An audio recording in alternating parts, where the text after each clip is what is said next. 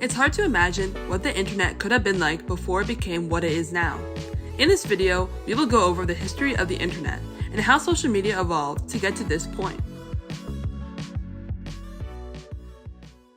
The origins of the internet can be attributed to the Cold War. Following the launch of Sputnik, the US was worried about the USSR's advancing technology and started to create agencies to develop competing technology, like NASA and ARPA, the Advanced Research Projects Agency. One of the main projects for ARPA was creating a communication network that was faster, more secure, and more durable than phone lines. At the time, all data had to be transferred through phone lines, and they used a very inefficient way of transmitting data called circuit switching. Circuit switching means that when data is transferred, it is first sent to a server, which then has to create a direct route to the receiving phone line through switchboards. In 1959, Paul Barron thought of a better way of transmitting data called packet switching. With packet switching, data is broken down at the transmitting computer into small packets, and then sent through many different servers at once, until it reaches the receiver and is rearranged back into its hole. I tried a bazillion different approaches and ended up with this one where I treated each little message as sort of an envelope with an address and how long it's been floating in the network. And then at each node or switching point, have a hypothetical postman look at the return addresses of these messages passing through the node. And then if each node followed the same set of rules, then we found that in computer simulation that it began to route traffic very efficiently. You can cut up the network and break it, and the traffic would flow right where you want it to. In 1968, at ARPA, Joseph Licklider created the first packet switch network, ARPANET. It connected UCLA, Stanford Research Institute, USC Santa Barbara, and the University of Utah. In 1969, the first communication over ARPANET was the word login from UCLA to SRI, but the network crashed after just the first two letters. By 1978, there were more than 100 computers connected to ARPANET, and throughout the 80s, countries all across the world would be connected through satellites. This became the internet, the network of computers that connects us around the world. Throughout the late 1980s, average people started getting access to the internet and were able to connect with others through things like Usenet and bulletin board systems. These were primitive forms of things that would eventually become discussion forums and websites. In 1991, the internet as we know it today was created. Tim Berners-Lee decided that there was a better way that the internet could be used, so he created websites, the new way you interacted with the internet, hyperlinks, the new way you navigated the internet, and the World Wide Web, the new way the internet was organized. He also created the first search engine and internet browser, Nexus. After the creation of the World Wide Web, more search engines were created like W3 Catalog and Yahoo, and along with them, web browsers like Netscape Navigator and Internet Explorer. With easy ways to use and navigate the internet, its popularity and mainstream appeal exploded.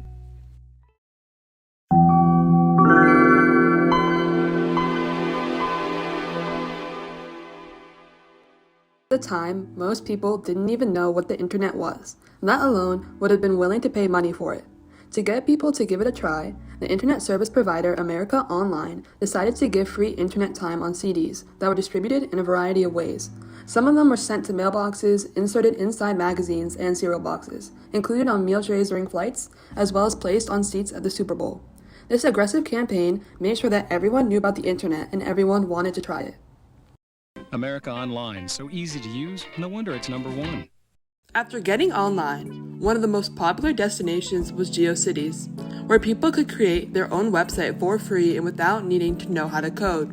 GeoCities let you browse through any of its websites through its home page, where websites were organized into neighborhoods, which grouped together websites according to what subject they fell under. For example, Area 51 was for science fiction and fantasy, Hollywood was for movies, and Silicon Valley was for computers. While it doesn't look anything like social media today, GeoCities connected people in a way that wasn't possible before. People were able to create and share while connecting to others with similar interests, the same things that social media does today. In 1997, AOL Instant Messenger launched, which for the first time let people chat in real time with each other. And send instant messages just like that. AIM also had custom away messages for when you weren't online, as well as separate lists for friends, family members, and coworkers. Another feature of AIM was its chatbots, where you could ask different bots about things like weather forecasts, news, or sports results. The most popular of these was Smarter Child, which even today distinguishes itself from things like Siri or ChatGPT by having its own personality. It would talk back to you or refuse to keep talking if you insulted it, made jokes, all while being able to answer any questions you threw at it.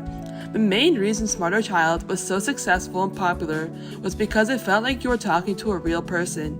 AIM also had support for chat rooms, where inside the software directly you could find and join chat rooms for many different categories, and then instantly chat with everyone else who was connected to it. AIM's social features still set it apart from things like iMessage today, and make it more similar to a form of social media. Another formative event on the internet was the creation of Napster in 1999. Napster was a program that popularized internet piracy through peer-to-peer file sharing. Users were able to send music files to each other directly, instead of being posted on a server. Over 80 million people used Napster at its peak, and since none of them were paying the record labels for the songs they were downloading, the music industry was losing a lot of money. Because of this, the RIAA, Recording Industry Association of America, decided to sue Napster for $130 million, only a few months after it started. Napster eventually shut down in 2001, but the internet had already changed and piracy would only grow further. After Napster, the next popular program for piracy was Kazaa, where pirating things other than music became more popular. But on Kazaa, viruses and corrupted files were very common, as well as songs being labeled incorrectly.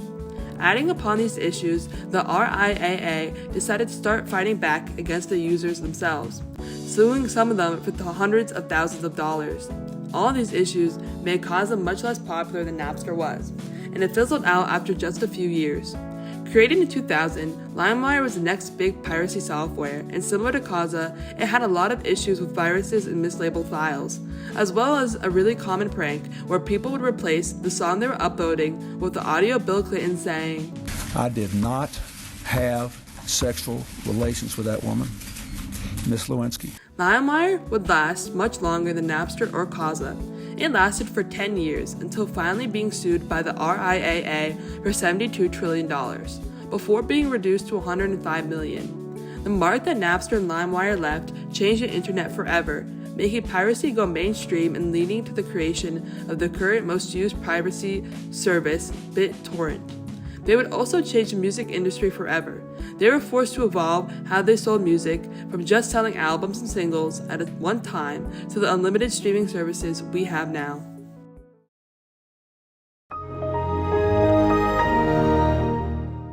Moving into the 2000s, the internet started to become even more social than it was before, with the creation of the first social media website, Friendster. Friendster was all about creating a social network and interacting with people you already knew in the real world, as well as learning about people you could meet in the real world.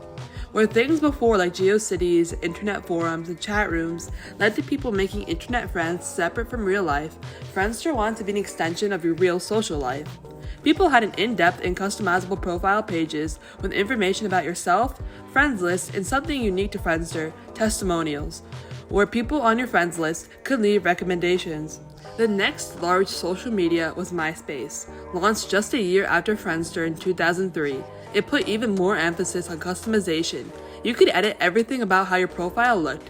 In some ways, it was similar to having your own GeoCity website and how much freedom you had to make your profile represent who you were. Vulnerabilities and relaxed advertisement regulations made it so that adware and viruses became installed on users' computers just from using the site normally, and eventually the site became less popular.